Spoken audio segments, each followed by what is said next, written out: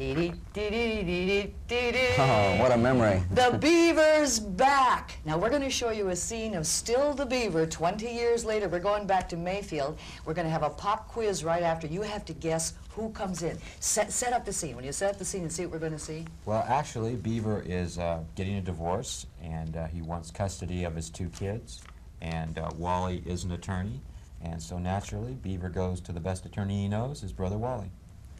And I guess we talk a little bit about the problems of trying to gain custody without a job and without any sort of income and that type of stuff. And then we have a knock on the door. One other character enters. And okay, that's it. Okay, now you watch the Beaver 20 years later and guess who comes into the scene.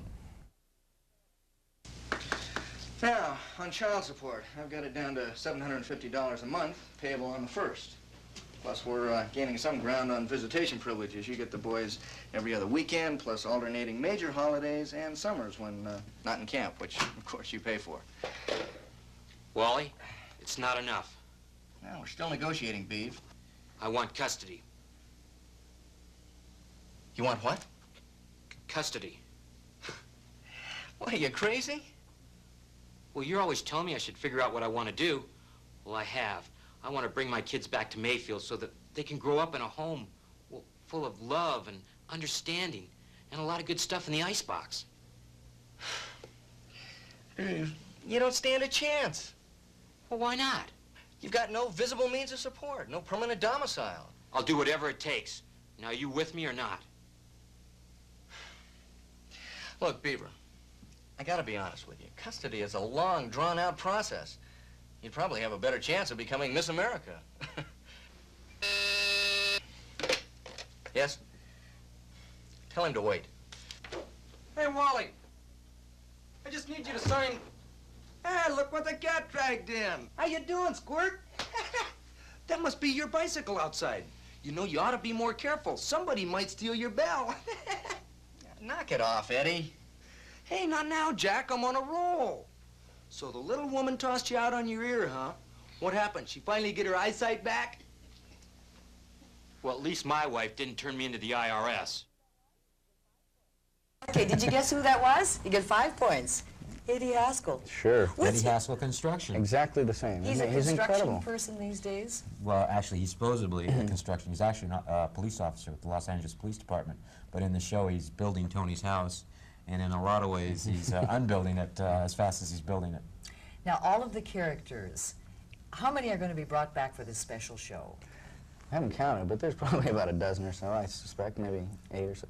They found everybody that they, you know, they didn't want to do a parade down memory lane, or they, you know, they didn't want to have Jerry or I walk back through Mayfield and talk to all of the people. So they got wrote everybody a that was show, and the people that were show. important to the show are in the show. There's a couple of people that had prior commitments, but...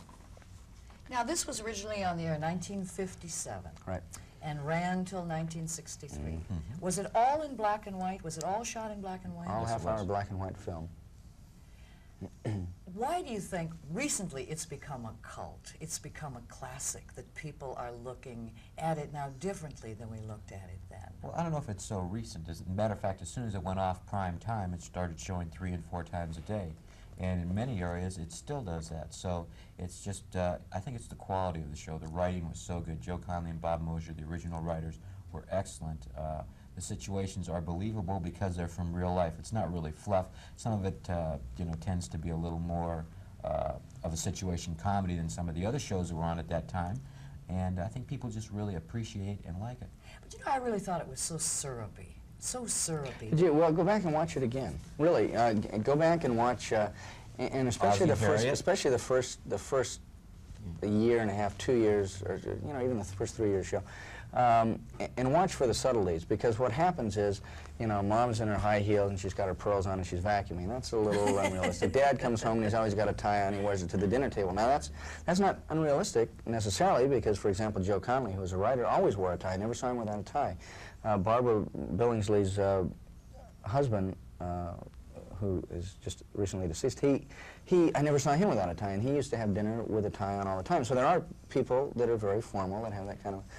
But if you look into the stories and you look at the subtleties and you look at the things that the writers did and the things that the directors did, it's an it's an incredibly good show. I mean, Did you guys, were you clever enough, or somebody, your moms and dads, to set up a residual so that you're No such paid thing. residuals? No. No. Do you mean all over the country those programs are aired day in and day out and you don't get a thing? No, but as I say, we did a lot better than some of the other people. Actually, 2 years before we started Leave It to Beaver, the union contract had come up, and then we were paid for the first 7 times it was shown. Before that, people like My Father Knows Best, I believe either the first year or 2 years of that, they were only paid for the 1 time.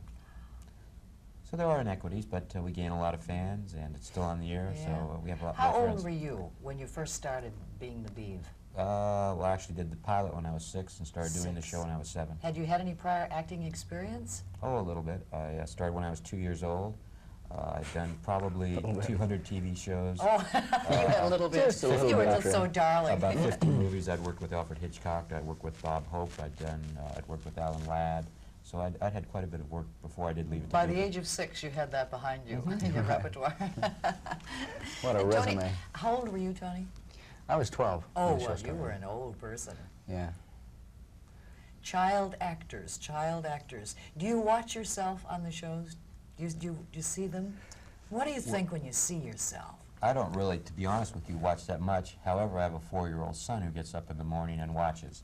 So while I'm drinking my coffee or reading the newspaper or whatever I happen to be doing, it is on the air.